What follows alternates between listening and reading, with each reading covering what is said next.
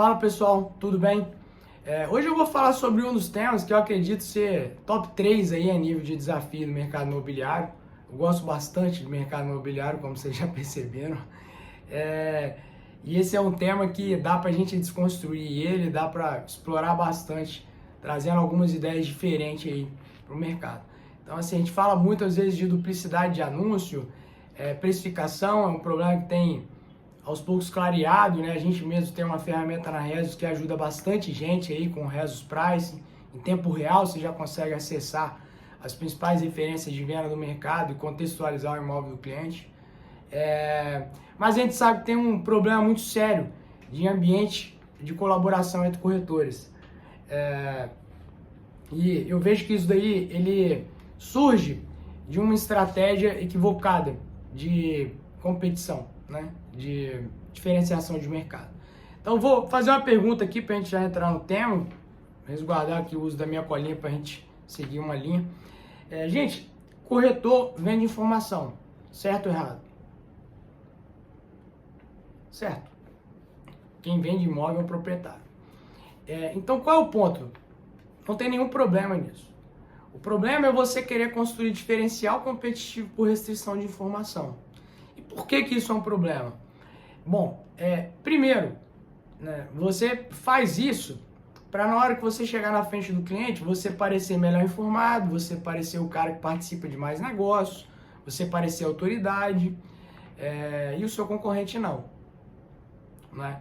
Só que, a partir do momento que essa cultura ela é alimentada, você pode começar a criar uma competição predatória dentro da própria empresa, se você for dono de imobiliária, ou mesmo se você não for, né? Se você for corretor, o seu colega de trabalho, percebendo que você restringe informação, ele também vai restringir para você. Né? E isso pode se espalhar pelo mercado. E eu não estou falando de a gente divulgar informações de negociações. Não, isso daí tem que permanecer sob sigilo, não dá para ser ingênuo, a gente sabe disso. Eu estou falando de negociações concretizadas. Tá? Não tem nenhum sentido essas informações permanecerem sob sigilo, principalmente embasada por essa estratégia. E eu vou falar por que não faz sentido. Porque a primeira coisa que essa estratégia causa é um prejuízo no ambiente de mercado, porque isso favorece a informalidade, a baixo profissionalismo e a baixa transparência de informações. O segundo ponto é que essa estratégia tem um foco demasiado no seu concorrente, ao invés de você, né? E ao invés do mercado, do ambiente de mercado. Então, eu acho que o primeiro diferencial competitivo que você deveria pensar é se você não está prejudicando o mercado. E isso é desconsiderado quando você segue essa linha de estratégia. Né? E eu vejo que essa também é uma estratégia muito focada em ganhar sozinho. Né? E não às vezes buscar parcerias, né? E às vezes a gente vê, não vou entrar muito nesse assunto, mas vou falar rápido. As pessoas pegam a exclusividade, botam debaixo do braço e sentam em cima. Meu amigo, a exclusividade é a maior ferramenta de parceria que existe. Porque você tem cobertura jurídica, você tem chance de vender, obviamente, para o seu cliente, ali no início, obtendo uma margem de lucro maior, né? Mas se você não tem o cliente, ganha da liquidez. Abre para parceria.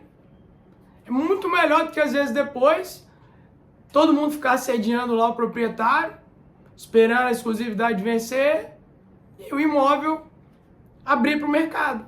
Aí o que acontece? Ao invés de você alimentar somente captações exclusivas, você mesmo mais uma vez dá um tiro no pé, né? Alimentando uma prática de captações não exclusivas. Que você fechou para o mercado, você quis priorizar os seus interesses financeiros e não os interesses do proprietário. Tá? Bom, dito isso, né, já exploramos aqui as consequências dessa mentalidade escassa, desse teórico diferencial competitivo por escassez de informação. Vamos parar para pensar aqui, gente. O que é diferencial competitivo? Eu acho que o primeiro diferencial competitivo é, de fato, um ambiente de mercado próspero. Né? Para olhar, por exemplo, um ambiente de mercado da medicina. É completamente abundante. A classe dos médicos é unida. Dificilmente você vê um médico aí falando de forma negativa do outro. Então, isso, se você sobe o nível do próprio terreno, você sobe junto. Tá? Agora, vamos parar para pensar sobre outros pontos aqui. Resultado é diferencial competitivo. Capacidade de distribuição é diferencial competitivo. Quem é mais visto é mais lembrado. Conhecimento é diferencial competitivo. Método é diferencial competitivo. Posicionamento de marca, marca pessoal e da empresa, é diferencial competitivo. Cadê isso tudo? Gente, isso é dificílimo de replicar. Agora, escassez de informação. Escassez de informação, qualquer um replica agora, instantaneamente. E eu vejo pouca gente com estratégia para construir esses diferenciais. Né? Pouca estratégia de networking, pouca estratégia de marketing, pouca estratégia para conversão de captação, ao invés de sentar com o proprietário, estreitar relacionamento, aumentar o valor agregado do próprio serviço, tentar sair dali da reunião com a captação na mão, não, o que faz? Manda por e-mail. Então, cadê a cabeça para trabalhar em cima desses diferenciais? Eu não vejo isso acontecer, sabe? E eu acho que quem de fato olhar nessa direção, trabalhar nessa direção, e assim, às vezes o pessoal fala assim, trabalho duro, então vamos começar a trabalhar inteligente ao invés de trabalhar duro? Vamos, ao invés de queimar sola de sapato, vamos queimar fosfato? Porque se você constrói esses diferenciais, meu amigo, para replicar é dificílimo. Método, conhecimento, treinamento, networking, distribuição, esquece. Consolidou tudo isso, é 10 vezes mais difícil de você replicar do que simplesmente adotar uma estratégia de escassez de informação. Na verdade, a partir do momento que alguém consolidar esses diferenciais competitivos, o cara que continuar dentro dessa estratégia de escassez de informação, ele mesmo só vai atrasar o próprio crescimento dele no mercado. É simplesmente isso, porque ele vai perder benefício.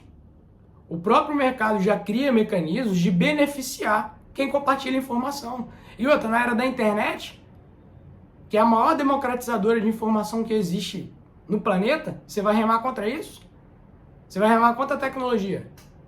Você vai remar contra a era dos dados, a era da inteligência artificial, que tá fazendo a gente passar por mais uma revolução.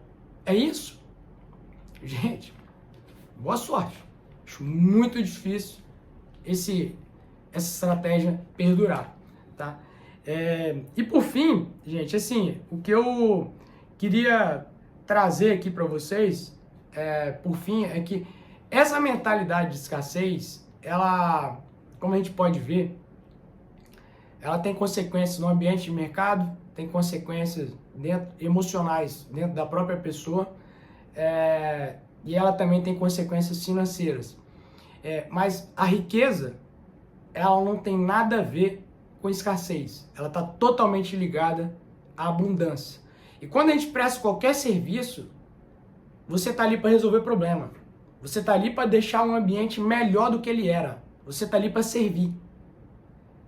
Se você está vibrando na escassez, você acha que você tem ali para tirar. E aí você está indo de contra as leis da natureza, contra as leis de qualquer trabalho. O trabalho te remunera para você resolver problema. Você está ali para deixar melhor do que era. Ponto. Tá? Então, vamos tentar despertar para isso. E ao invés de querer ganhar tudo sozinho, trabalhar para aumentar a transparência, o volume, a abundância de informações, uma mentalidade mais abundante, para ganhar na liquidez do mercado. Existe uma quantidade de dinheiro gigantesca a ser ganhada no mercado e que não se alcança ainda. Eu não lembro exatamente a última vez que eu vi, mas acho que o imóvel do Brasil demorava aproximadamente 420 dias para ser vendido. Nos Estados Unidos era entre 30 e 60. Gente, isso é um volume financeiro gigantesco. Se a gente chega, se a gente faz cair de 420 para 180 dias, né, metade de um ano, 6 meses, o volume transacionado financeiro disso é gigantesco. Não tem como todo mundo não ganhar dinheiro, sabe? E isso vai aumentar todas as regras do mercado. As pessoas vão se sentir mais prestigiadas, mais valorizadas, vão se sentir mais confiantes em estreitar parcerias. Esse final de semana eu recebi 2 vídeos iguais. De um palestrante falando com uma mulher na plateia e aí ele perguntava assim, qual é o seu trabalho? Ela falava assim, eu sou comercial em real estate, não sei o quê. E aí ele falou, pô, vou casar com você, nem sei o que você faz, mas só pelo que você tá me falando aqui deve ser um negócio impressionante. Aí ele perguntou de novo, ela falou assim, eu comercializo apartamento. Aí ele, corretora? E aí a plateia riu e ela ficou constrangida. E ali, assim, deu pra ver 2 coisas, né? Talvez ela não esteja muito bem resolvida com a profissão, mas talvez também ela já tenha passado por alguma experiência que emocionalmente marcou ela de forma negativa. Então, acredito muito que se a gente tiver essa mudança de mentalidade de ambiente de mercado, a transparência de informações, o profissionalismo vai aumentar a liquidez e o volume financeiro para todo mundo. Mas não dá para ficar sustentando ideia de não vou compartilhar, vou ficar com a captação para mim, vou ficar com a informação para mim, vou ficar com tudo para mim, vou ganhar sozinho, porque isso daí é completamente escasso. O resultado disso é esse, gente, todo mundo já sabe, tá? Por fim, para finalizar, né, só fazer um paralelo antes, né? Você imagina, gente, um investidor que sempre está pensando mercado imobiliário, mercado financeiro. Aí você chega no mercado financeiro, o cara recebe uma série de análises de risco, gráficos, projeção de Fibonacci, enfim, tudo está documentado, todos os números, todos os históricos de preço dos ativos, das transações, volume financeiro, data, tudo tá ali. Aí chega no mercado imobiliário, é debate de opiniões. Para onde você acha que ele vai? É óbvio que ele vai para onde tem mais transparência, mais clareza. É onde ele está enxergando as coisas. O ser humano tem medo do que ele não conhece. Aí quando você chega num ambiente que você não consegue conhecer exatamente quais são as reais transações, qual é a realidade do mercado naquele momento, você fica com medo, você vai para outro lado. Não necessariamente o investimento é mais rentável lá, mas você vai para lá, porque lá tem mais transparência. Tá? Então, para finalizar o vídeo aqui, eu vou finalizar com a frase do Flávio Augusto, que eu sou muito fã dele, é um cara que saiu do zero.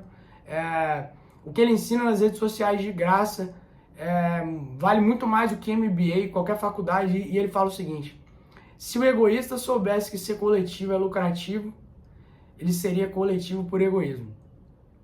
E eu acho que é essa mentalidade que a gente precisa ter um pouco mais no mercado imobiliário. Mais uma vez, não estou falando das negociações em andamento, de você expor seus negócios e se colocar numa posição vulnerável. Não. Estou falando de compartilhar informações para deixar o mercado mais transparente, mais profissional. Eu tenho certeza que se esse ambiente for construído, absolutamente todos os stakeholders do mercado só tem a ganhar, tá bom? Então, se você curtiu aí o conteúdo, dá um like, segue a gente no canal, compartilha com um amigo seu, que isso vai motivar a gente a estar cada vez mais presente aqui, trazendo conhecimento, conteúdo e tentando ajudar o mercado, tá bom? Valeu, obrigado, um abraço.